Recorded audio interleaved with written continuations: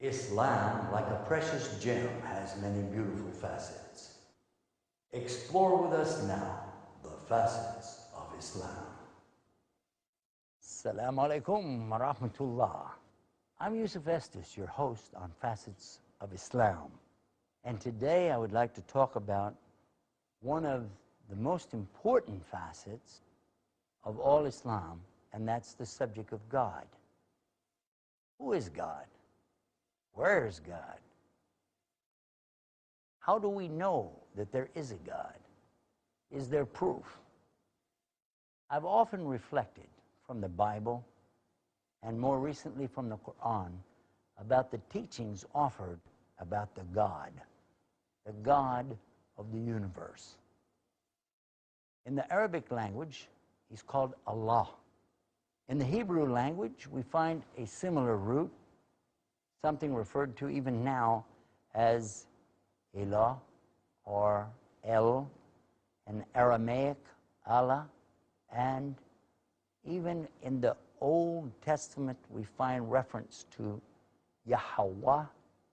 We find reference in the New Testament to Eloi and Eli. All of these can be related to the characteristics of the one true God. In Arabic, the word Allah comes from Ilah. Ilah means something worshiped. Anything you worship is an Ilah. A rock, a stick, a stone, or a bone can be an Ilah to somebody. A star, the moon, the sun, whatever is worshipped is the Ilah. The plural is Aleha, the gods. But when we use the word Allah, this is unique and it's special because everything in Arabic language has gender, such as the sun, the moon, trees, rocks, stones. Anytime you mention something, you're going to find it has gender with it. Even a fly has gender, she. An ant, she. The sun, the moon, all of the different things are going to have male or female gender attached to it. We don't say it when we refer to Allah, and that's the only reason why Muslims use the word he when they speak about Allah. We don't say it. There isn't really a way to say it referring to Allah in Arabic. But the word Allah also has no gender. It's not male, it's not female. Another interesting thing about this word is it can't be made plural. I already showed you the plural of God, Aleha, gods. But Allah cannot have Allahs, for instance. It just doesn't work. There's only one. So the word itself means the only one to be worshipped. Not male, not female, never plural. This is the meaning of the word. Before I go any further, I already know there are going to be those who are going to say, hold on a second. I bought a Quran at the store the other day, or somebody gave me the Quran, and in the Quran, it clearly says he, over and over, he. Huwa alladhi khalaqa samawati wal ard. It says right here, huwa means he. It says it. Well, as I just explained, we don't say it about Allah. So we say he, out of respect, dignity, honor for the only God to worship. Okay, but wait a minute. Another question. Hold on. It says we created the heavens and earth. Khalaqna, which means we created. It says we. How do you deal with that? Well, actually it says in the Quran many times, we, our, us. So how do we resolve that? How are we going to come up with an answer for this? Clearly plural. Yes? No. As a matter of fact, this is called the royal we. Whenever a king or a queen decree a decree, they say we. This is well known. It's been established for centuries and centuries that the one who is the dictator or the main one in charge over everything, he uses this kind of statement, we. We declare the following. We. But he means me, myself, and I. Just me. In the same way, Allah uses this royal we. It's found in English, it's found in Arabic, and it's also found in Hebrew. So that we don't misunderstand, I want you to know the word itself, Allah, is the perfect name to use for the Almighty. Now, some people might say, and I've heard it said, that Allah has nothing to do with the God of the Bible. That's incorrect. It's very incorrect. And the person saying this obviously has no knowledge of it. Because, in fact, you can verify what I just told you real easy by going to the Bible in any hotel or motel. The Bibles that are placed there are put there by a group called the Gideon Society. And the beginning of each one of their Bibles has a description of the languages that they have also translated the Bible to. The first language they give you the example of is called Afrikaans language. The second one is Arabic. And in the Arabic language, it gives you a sample of the Bible. John chapter 3, verse 16. And it says, real clear, the verse that everybody knows it, for God so loved the world. It's how it starts out. For God so loved the world. The word in Arabic is Allah. So if you know that the Arabs today that are Christians, and there are many Christian Arabs, if you know they say Allah, and Arabic is an ancient language, then you have to agree, there's some validity to what I'm saying. Also, if you go to the Jewish book in Arabic, and that would be for any Arabs who happen to be Jews, you can open it up, page 1, and the word Allah in Genesis is there 17 times on the first page. Allah, Allah, Allah, Allah, Allah. Alif, Lam, Lam, Ha. It's right there, you can read it. So if Arab Jews and if Arab Christians are using this word, Allah, and you understand the meaning of it, then why would you continue to use the word God? Because the word God didn't exist at the time of any of the prophets. You see, the English language is where we get this word God from. And the English language didn't exist even 1,000 years ago. It wasn't until the Normans invaded the Saxons, and at that time implemented this language called Anglish for the Anglicans. And that's where it came from, this word, God. So nowhere in all the history of all the monotheistic religion will you find this word God, but you will find this word El, Ilah, Allah, and Allah. And this was used by the prophets. Now that I've established the source of the word, let's talk about what it actually means and how we understand it. The concept of Allah in Islam is that God is one. He's unique. He has no partners. He existed before all other of the creation. He is the only creator. All that's created is created by Him. And He's the only provider, the only sustainer of everything. Nothing exists except that He created it. And nothing continues except that He allows it to continue. He has full and complete power, total control at all times of everything. In other facets of Islam programs that we've had, episodes, we've talked about this. We've even mentioned from the Quran His description of Himself being the ever-living, self-subsisting, that He never needs to rest or sleep. All that's in the heavens and earth belongs to Him.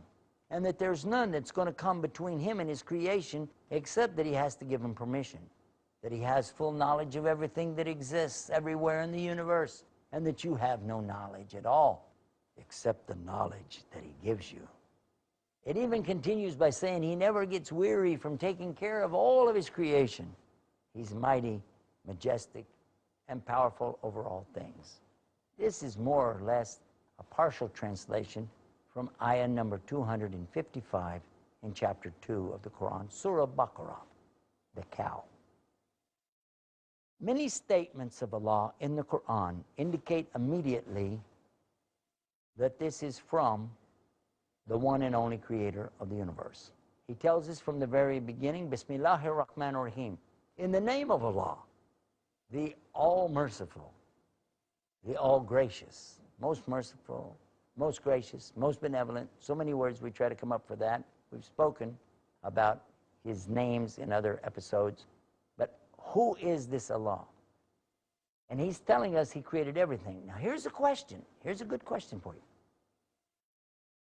If Allah is the only creator, and there isn't anything else that he didn't create, is Allah good?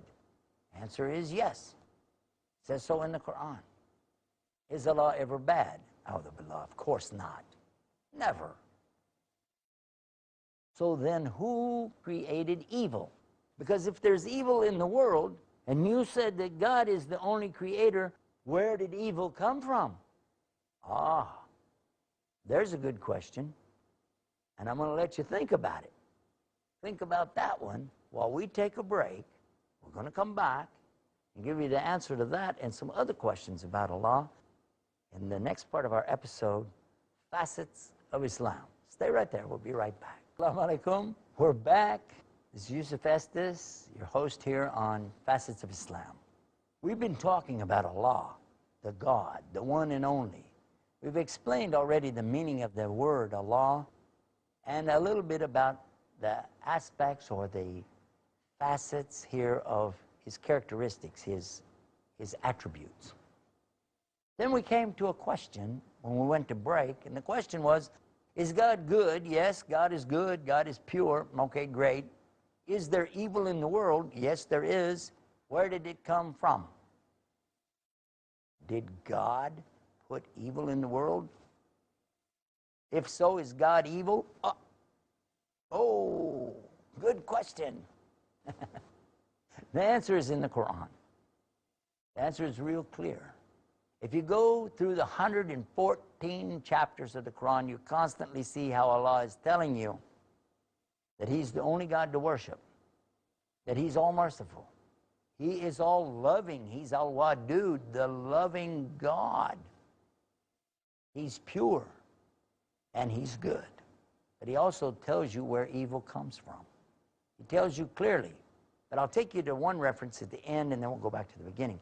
The end of the Quran, chapter 113, next to the last. It goes something like this. A'udhu billahi minash shaitanir rajim. Bismillahir rahmanir rahim.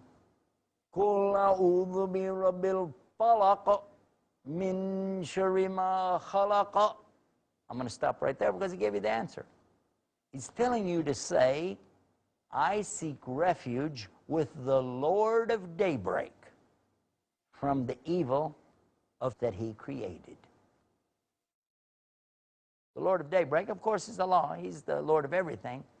But you say, I seek refuge with the Lord of daybreak from the evil of he created. Evil was created by Allah. Whoa, hold on. Now let's go back to the second chapter of the Quran, go all the way back to number 2, and look at verse 102. In the translation, it's going to tell you about 2 angels that God sent down to the people of Babylon. And he ordered the angels to warn the people about something they had called sihr, magic. So the angels told them, we're coming with something here called magic, sihr, but don't use it. This is the test. Don't use it. It's bad. And it's the kind of magic that can make a husband and wife separate and divorce. It's the kind of magic that can make things happen in people's lives. It's something here you got to be careful of. Don't use it. And they taught him magic. The 2 angels are called Harut and Marut. And they're mentioned right there. Go look it up. Read it for yourself. Chapter 2, verse 102. Now, right away, you're going to say, well, whoa. In all the other episodes of Facets of Islam, you guys have been telling us over and over and over, there's only one God, he has all the power, there is none to worship but him, magic's not real, superstition isn't for real. But now all of a sudden here you've got in your book, what are you saying? We're saying that Allah sent down this as a test. It's not really magic. What it is something that Allah allows to happen, because everything always happens by his permission. In one of our other episodes when we spoke about Qadr, we understood that there isn't anything that happens except by his permission, totally and completely from him. The life that we live in is a test, and he's put good things in this life and bad things in this life. And he's given us the choice. Without the evil, without these superstitions, magic, and so on, then the choice wouldn't be the same, would it? Now let's come to the subject of prophets. Prophets have miracles. Oh, look, here's a prophet who threw a stick down, it became a snake. A prophet who hit the water, it split, and the people walked through the water. A prophet that had a rock that split open and a camel came out of it. Another prophet who brought the dead back to life. And another prophet who was able to cure the sick and the lame and make them be able to walk again. Somebody's blind and now they can see. Oh, doesn't that mean these prophets, maybe they have some kind of powers with Allah? Huh? But in fact, that's not true. Every case that we find about these prophets mentioned in Quran says that they only did it bi'idhnillah, by the permission of Allah. He let it happen. We call it mu'jiza or a miracle, but really it's from Allah, bi'idhnillah, his permission. Anything that happens by his permission. Have you ever heard Muslims talk? They say, MashaAllah, MashaAllah. Do you know what it means? It means because Allah willed for this to happen. Oh, somebody got a good job. MashaAllah, because Allah willed. Oh, somebody had a new baby today. Oh, MashaAllah, because Allah willed. Anytime you see anything, you say, MashaAllah. Somebody got sick. We say, MashaAllah, it's from Allah. But may Allah give them shifa, or the cure. Because the cure also is only with Allah. We understand as Muslims, nothing happens except by the permission of Allah. One of the things we know in Islam, that sometimes people could be praying and asking for something, and there was something horrible coming right toward them.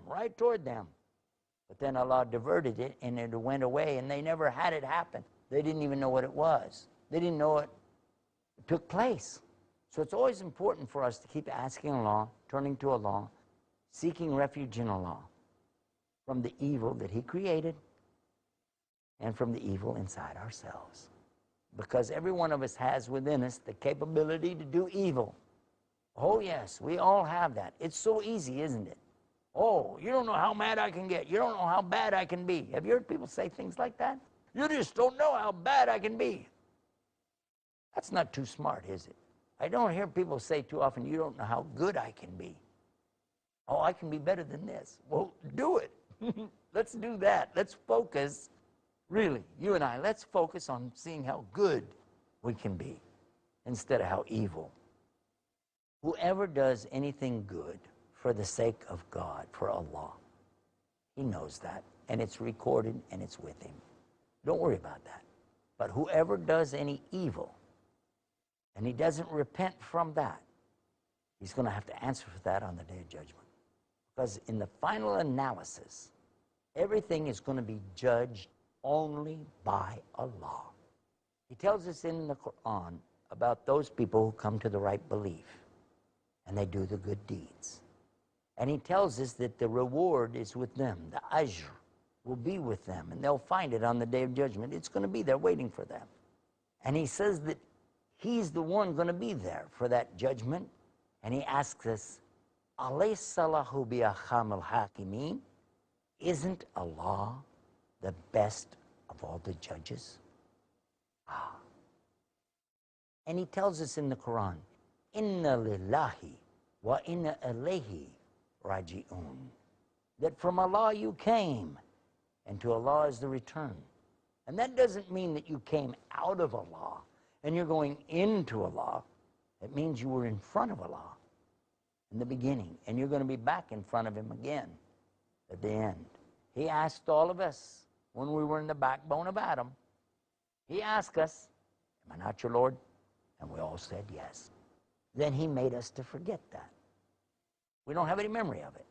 In Arabic, we're called insan, which means from the same root as the word nasiya.